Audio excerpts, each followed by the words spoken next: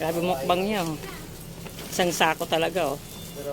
1 kilong buwangan, beha. Sige, mukbang pa more. Oh, ito pa, isa pa. May magbumukbang, namimili siya kung anong gusto niya. Siyempre, pipiliin niya kung ano yung pinakamasarap. Sabi niya, parang ano to, power ka to, ah. Oh, ito, wala na, nakapili na siya. Seafoods. Aba, mukhang ito rin ang type niya. Ito yung mga mukbangers dito sa pwesto ni Madam.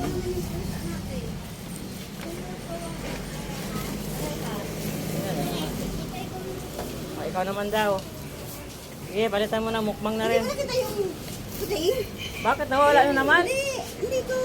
Nakita ako na nga, di ba? Binidyohan ko na nga. Ay, ayan siya, oh. Ayun na yun, ano. Teka, bigyan. Nagdaglinisin ka! Ay, nagagalit. Hi! Oh, ayun na yung puting ni Madam, oh. Hello! Hi! Ginawa mo na raw bahay yan, be. Baka namang guluhin mo yung mga paninda dyan. Ha? Ay, hindi naman.